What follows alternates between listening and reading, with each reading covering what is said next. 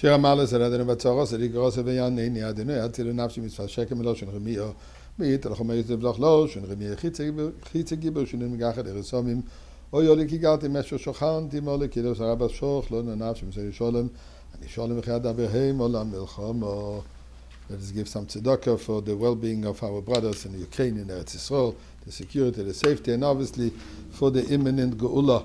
Gedoyle tzedakah shemekareves is a geula. As I have taken the custom lately to share a story, I want to share with you a story now.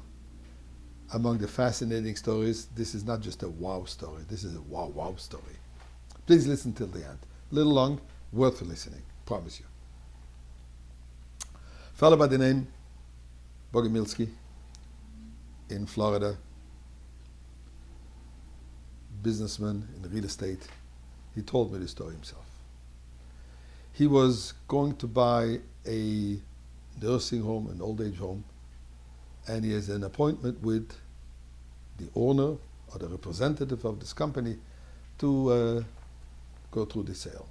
Turns out that the person that he meets is a nun. And the building that he was going to buy belongs to a local organization. And the nun is the representative of this organization. A little taken back, but look, he's not there for any religious purposes. He's there just to buy this particular building and nothing else of the organization. As they meet, she asks him, "You look Jewish. Are you by any chance a Chassid?" She says, "Actually, yes, my family is a Hasidic family. I might not look it completely, but my family is definitely a Hasidic family. Do you know Lubavitch, Chabad?" She says, "Fact, my father is an important Chabad leader, Chabad rabbi." Okay, so she says, "If that's the case, please share with me a story of your Rebbe." Says the lady, "We're here for business. I'm not here for stories." He was just concerned. Then she's going to start sharing stories with him from her belief system, which he wasn't interested. He says, no, I really need to hear a story from you before we start doing any business deal. Insisting, so he says, okay. Story is, there was a woman in ready to give birth. She's already in the birthing room, and suddenly the doctor comes running out to the husband and telling him, "Look, your wife's life is in danger. There is a serious complication. It's either we save your life, her life, or we save the baby's life. You must give us an answer immediately what you want to do." He's shocked. Everything was fine till now. And the doctor says, "Look, Rabbi, this is urgent." She says, "One moment. I need to make a phone call." "Who are you making a phone call to?" "Let me just make that phone call. I'll be right back." He runs to the payphone. That was before cell phones, etc. And immediately calls the Rebbe's office, calls 770. Secretary happened to answer immediately. And he tells the secretary, "Look, this is the situation. My wife's life and my baby's life is in danger. Please ask the Rebbe what I should do." "Hold on." Immediately contacted the Rebbe by phone, I guess, or maybe went into the Rebbe's room, I don't know. And the answer was, don't do anything, let everything just go naturally. Chas v'shalom, everything will be fine. This fellow goes back. This man goes back to the doctor and says, "Doctor, just go through with a natural birth and don't." He says, "This is impossible." He says, "Please, you asked me, this is what I want to do. You must sign a document that you're leaving the hospital and the doctor from all responsibility and all the consequences. No problem. Let me just sign. You go take care. Do what you have to in the birthing." Short while later, the doctor comes out, smiling but white, and says, "Look, something happened. Your wife is fine. The baby is fine. And by the way," he says, "I am this baby, and that was my parents." What an amazing story is, she says. "But you know what? Now let me tell you a story about your Rebbe. As you see, I am the one responsible for the real estate matters of this organization. We're an international organization. And one day I was called to go to Ireland because the local priest decided to sell the parish, and I had to oversee the final sale. came to Ireland, got into the meetings. The priest is there. The people who want to purchase are there. Local lawyers. And I'm there to oversee the final sale. We're sitting hours in discussions. And at one point, the priest gets up, she says, and he says, I'll have to excuse myself for a half hour. I have an emergency that I cannot delay. Please continue the conversation. I'll be back in a half hour. Let's finish.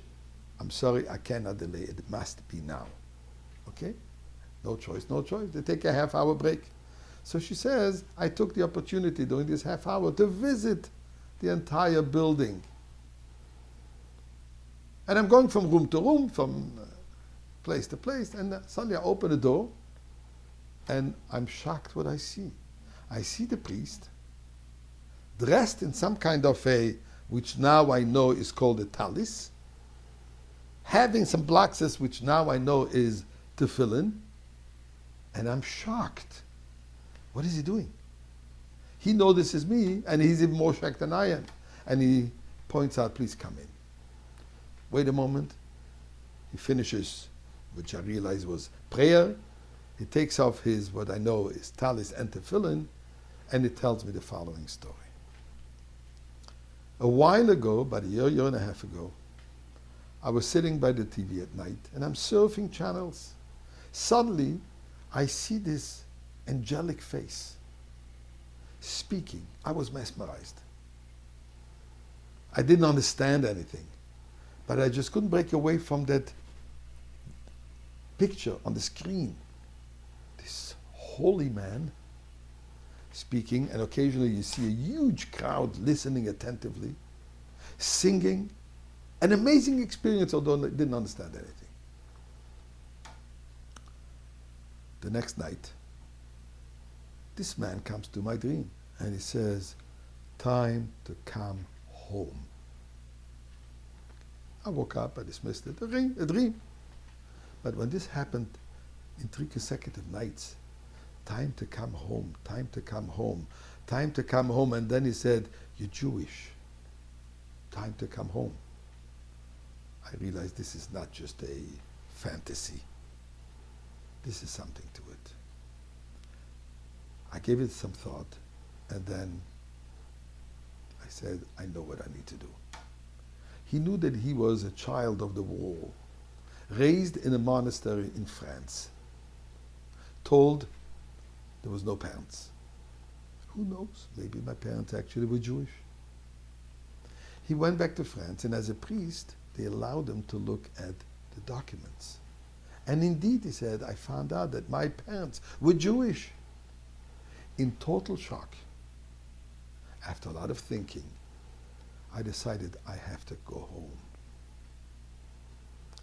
Quietly, I started learning about Judaism, informing myself about Judaism, without making any noise about it. And indeed, I am today a religious, practicing Jew. But out of appreciation to what the church did for me, they saved me, they raised me, they gave me an opportunity. I have a job, I have a parish. And since this community is anyway dwindling, I decided I'll do it the proper way. I'll sell it, the money will go back to the organization, and I'm going home. I'm moving to Eretz Yisrael, to Israel. Now I'm in total shock when I hear this story. The deal went through, we sold it, came back to Florida, to Miami, and I started informing myself, who is this holy, angelic face on TV? And I was told this is the Rebbe. I read about him, and I decided I must go visit him. And I heard that on Sundays, anybody could come by in front of him, no questions asked, who you are, what you are, Jew, non-Jew, everybody's welcome. I flew into New York. I didn't go dressed as a nun. Came me like a regular, properly, conventionally dressed woman. I had a question to ask him. I came in front of the Rebbe, and I knew that I better ask my question very quickly. I didn't identify myself. I just had that question. He answered me. I will not share with you what the question was. It's irrelevant to you.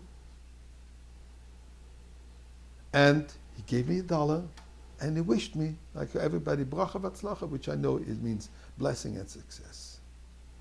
As I'm leaving, he calls me back. That means the Rebbe, that is, calls me back. And he gives me an additional $1. And he says, this is for our mutual friend in Ireland.